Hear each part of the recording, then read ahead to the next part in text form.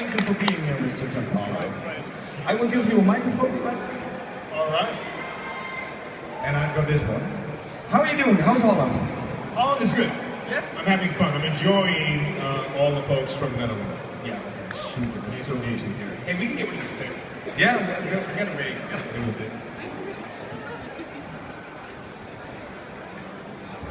There we go. Now I feel like I'm in my living room. So, Breaking Bad. Was everything to your satisfaction? Guy Fring, that's Los Pollos logo. You're my hero. Oh, thank you.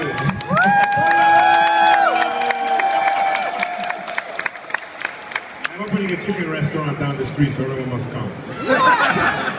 Giancarlo Fried Chicken. Giancarlo Gus Fring fried chicken. Gus Fring, yeah. What in Breaking Bad? How did it?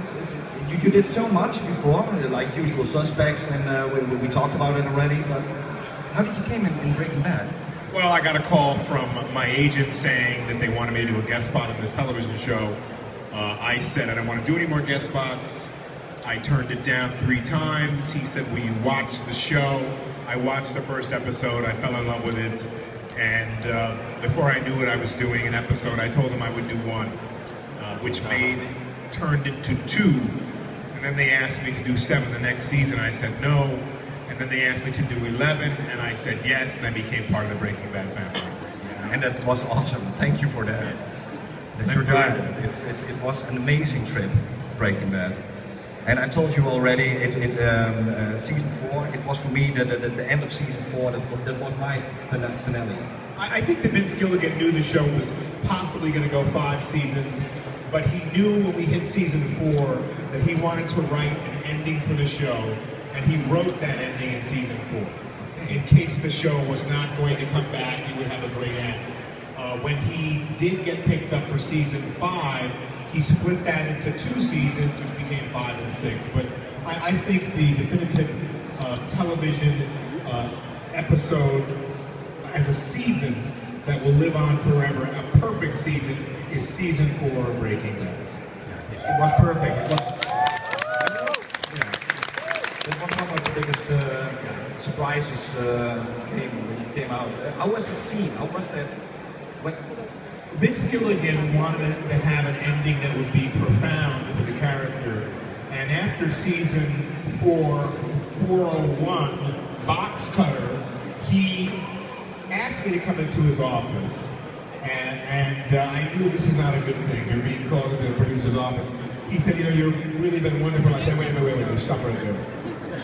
And we talked for a while, we chatted, he was really nervous, and he got up to close, he said, let me close the door. And I said, no, Vince, don't close the door. And he went, ha, ha, ha. He sat back down. And he got up again after we chatted for a little longer. He said, wait, I want to talk to you about it. And I said, Vince, I told you, don't close the door. He got more and more nervous, and then finally, he got up the last time to close his office door, and I said, I'm telling you, I would kill you if you close the door.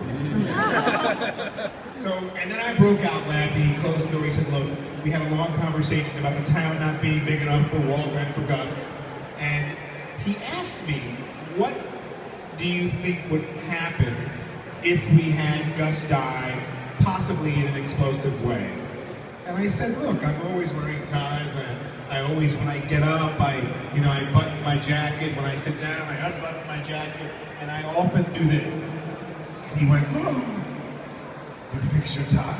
I said, that would be a perfect ending if he were to possibly survive an explosion and then die. And Vince loved it, and that's the way it went. That was awesome. But also another question, how does it feel to become a pop idol? Like, really, they're making action figures of you and hot toys, everything. It changes your life. I mean, I've been an actor for almost 50 years. And of course, I had great success with Spike Lee's Do the Right Thing, which is on the 100 best of all time list, of the 100 greatest movies of all time. I was also in a film called The Usual Suspects, which is also on the 100 best films of all time list. So I've had a number of rises to fame, but Gus Fring became iconic in his death, and that has changed wherever I go, anywhere in the world.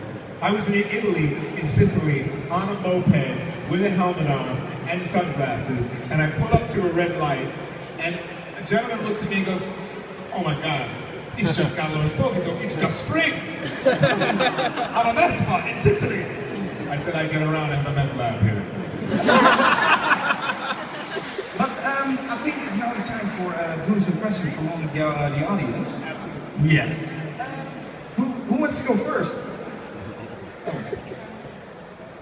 All right, so we did the Big Bang, we got the diamonds, we broke out oxen, but I want to know, what's in store for the new heist? The new heist is going to be very interesting. Because of my background, and because I'm an international man of mystery, I think the new heist will be the former Walter White, Gus Fring meth lab. We will hit them hard. The thing will be to figure out who is behind the hit. That was a good question. Very good. Hi, I know you from Breaking Bad and from Once Upon a Time, and I was curious, which menu is better, from Los Pollos or Granny's Diner? Which man is better?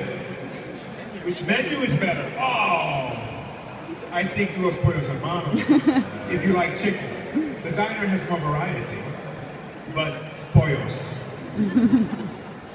Okay, next question. Hello.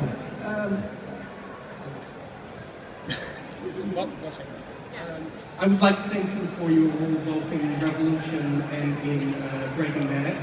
I would like to ask you, what is your favorite moment from Breaking Bad? And could you say, I am the one who knocks with a dramatic undertone? I am the one who knocks.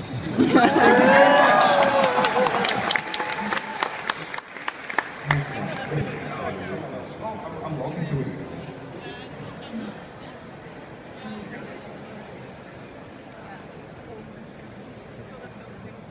Well, first of all, thank you. We were wondering, how long did it take to do the makeup when they blew up your chair, like in the final scene? It was a long process. They made a cast bust of my head and my shoulders, and that took about 2 hours. A whole plaster Paris cast bust, and then they worked on that to make a prosthetic of my face, which took about 2 or 3 months to make it absolutely perfect. And then Howard Berger, who won the Academy Award for Narnia and worked with Greg Nicotero, who does The Walking Dead, who designed my death, he then came down to the set and took 4.5 hours to put it on my face. So it was a long process, which wasn't finished after that. Then we shot the whole scene, and then they took a Sharpie and they dotted the inside of the prosthetic where my jaw was missing, to be able to later on, after the print was printed, to make the jaw move in the final moment. So it was a long and very wonderful process. Makeup artists are really incredible. They have incredible artistry, and they were responsible, Howard Berger, for doing that. Thank you. Next question. Hello. Up here. How does a guy from Copenhagen end up with a star at the Walk of Fame in Hollywood? And the second question I also have is, what do you wish your character Tom Neville would have, his story would be after